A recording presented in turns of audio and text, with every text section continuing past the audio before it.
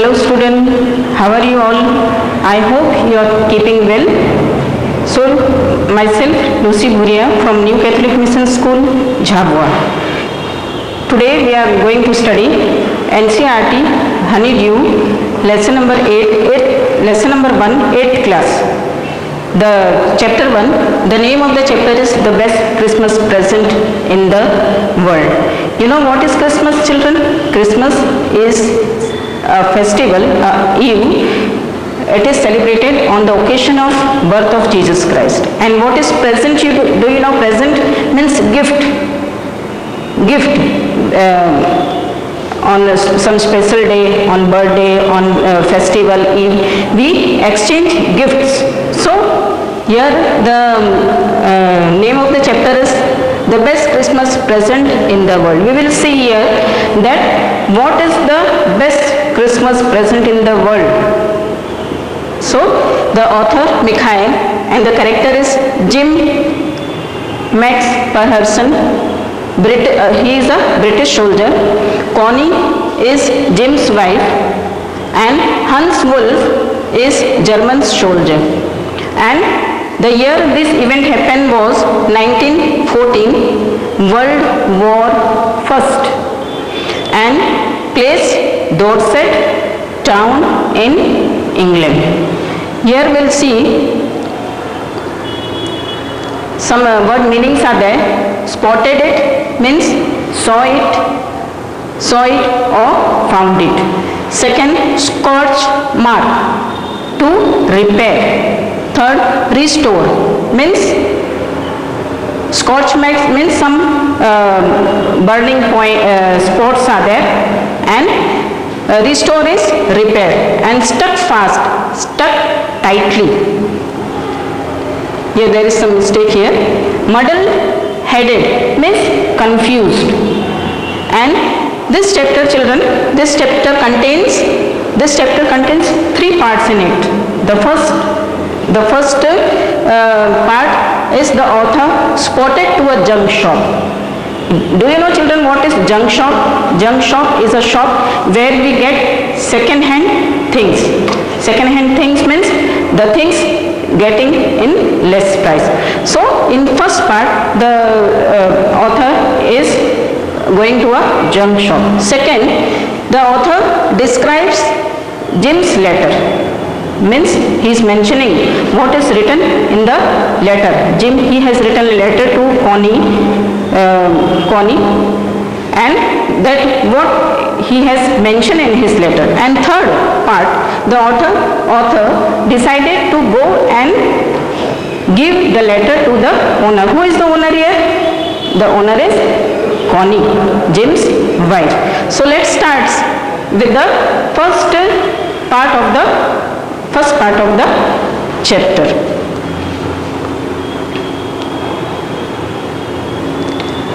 The author, he is going to the junk shop. It was in England. He went there, and there, when he went there in the shop, he saw a roll top desk, a table, and that desk was not in a good condition. It has some black spot, its one leg was broken, and then it was tied, and the ply of the desk was open, and it was looking like it was damaged due to fire and water. So but the author wanted the desk.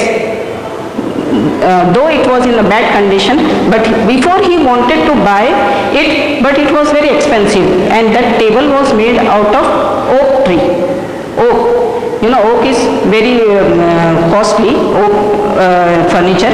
So, but he was getting in a less price. So he took the decks, and he thought, I will, these holidays are there, and I will repair and replace to my house before Christmas Eve. So he took the decks, he paid less money he paid, and he took the table to his workroom, and then he was repairing. He thought that before Christmas I want to use this decks. So he went and he started repairing the table. So when he was repairing, when the author was repairing the table, he saw many drawers was there. So he was opening and repairing, opening and repairing all the drawer. But one drawer, it was very tight. So with very forcefully he removed the drawer, and to his surprise, when he opened the drawer, to his surprise he saw that one more separate space was there in it, and in that secret one box was there. It was made up of tin, black small tin box was in the drawer. So when he took out that box and he opened the box, and what he found there, it was small black box, that one he found on which, and there he found, in that box he found an envelope. In that envelope one letter was there, and it was written to Dear Connie. Who is writing? Dear Connie means Jim is writing to his wife, Mrs. Jim Connie. So he has written in that letter, he has described what had happened, what happened one Christmas morning. So we are going to the second part of the author describes Jim's letter. So in that letter, Jim has written that, Dear Connie, do you know what wonderful thing happened with me? Then he is writing that when Christmas morning was there, and when we were in our trenches is the big ditches where the soldiers, they are hiding themselves, and we were on our trenches, and from other side of the battlefield, someone was waving a white flag. You know, children, white flag is the for sign of peace. So in the middle of the war, they wanted German, they wanted peace. Because war means it. What happened in the war? Do you know what happens?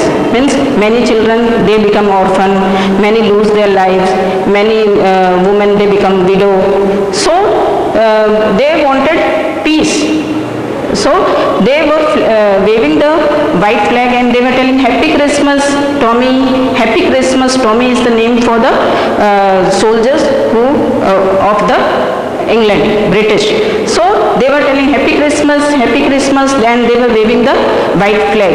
And then they were telling, please don't shoot. Means if other battlefield, other party, others boundary from, they will shoot, no. So what they thought? So Jim thought that it might be that trick. So he told, please don't go further. They may play some trick, they may shoot us. So from here also, British side, they also, one of them shouted, Happy Christmas, Fridge. So now they told that, please don't shoot. We have some sausages, some drinks we have, some food we have, and let us celebrate Christmas. And then both the soldiers, they came together on the no man's land. No man's land means the boundary between, one boundary is this side of the other wall, and one other boundary, and the space between the boundary is no man's space. So they came there on the no man's space, and then they celebrated Christmas. Some have the cakes, some have sausages, some have the drinks.